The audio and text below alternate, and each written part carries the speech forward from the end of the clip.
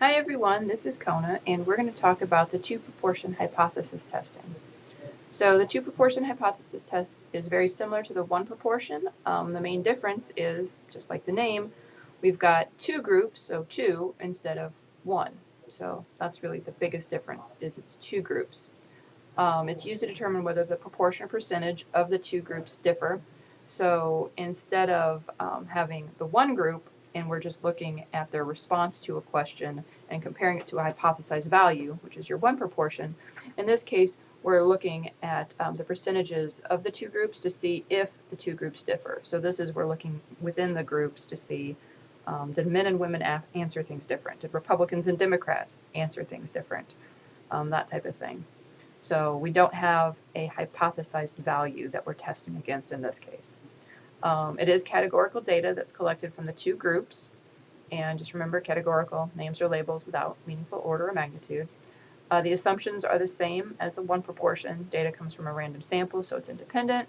Successes and failures are greater than or equal to 10. A success would just be the person answers yes to something versus the person answers no to something. So here, your null hypothesis and alternative hypothesis, now these are important because this is where you'll get your claims from. So if you're trying to write a claim, like maybe for a project, you would look here and see how this wording is done, and then you would use that wording to write your claim. In general, you would use the alternative hypotheses or hypothesis for your claim, your original claim. So the percent of group 1 is not equal or is different from group 2. The percent of group 1 is greater than group 2, or the percent of group 1 is less than group 2. So in general, you'd use these. But remember, you still need to know the complement, which the complement is the one right over here. So if the percent of group 1 is not equal from group 2, the complement is the percent of group 1 is equal or not different from group 2. So for this one is greater than, it's less than or equal is your complement. So remember, complements are side by side. You cannot mix and match. You can't take the percent of group 1 is not equal and mix it up with is less than or equal. That doesn't work. You have to go side by side. You can't mix and match. Also remember, you need to know which tail your hypothesis goes with. Now for the tail, you always look at the alternative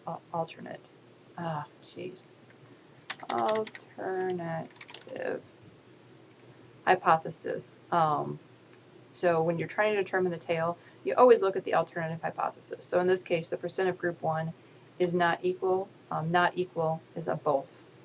The percent of group 1 is greater than is a right, and the percent of group 1 is less than is a left. Now the big thing here is that even if you have a null hypothesis as your original claim, so let's say we're using this one right here as your original claim, less than, you don't go down and go left. You go straight across here. So if it's a less than or equal, you look at the alternative, which is greater than, and that's how you pick your tail.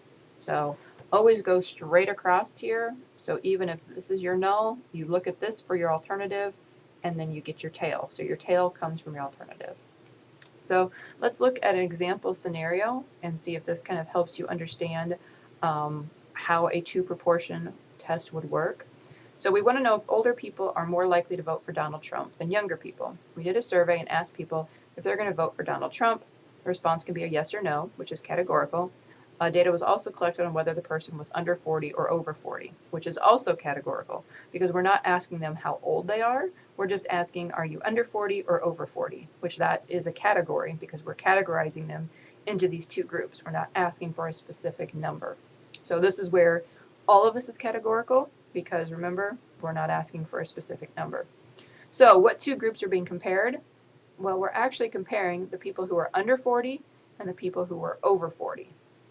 So we're not comparing who said yes and who said no to Trump. We're comparing people who are under and people who are over 40. So what is the claim? The claim is that older people are more likely to vote for Donald Trump than younger people. So is it the null or alternative? It is. So if you look more likely here, more likely, greater than is a more. So it's going to be an alternative. The complement, if we come over here, well, if this is a more than, then we're going to do the less than or equal. So older people are less or equally likely to vote for Donald Trump than younger people, which is your null. And which tail? Well, remember we look at our alternative, and alternative is greater than, so it's going to be a right tail. So right tail is being tested. So follow up using the same data that was collected from the above scenario. What are other claims you could test using this data? You could test that older people are less likely to vote for Donald Trump than younger people. You could test that younger people are more likely to vote for Donald Trump than older people. You could test that there's no difference between the percent of younger and older people who plan to vote for Trump.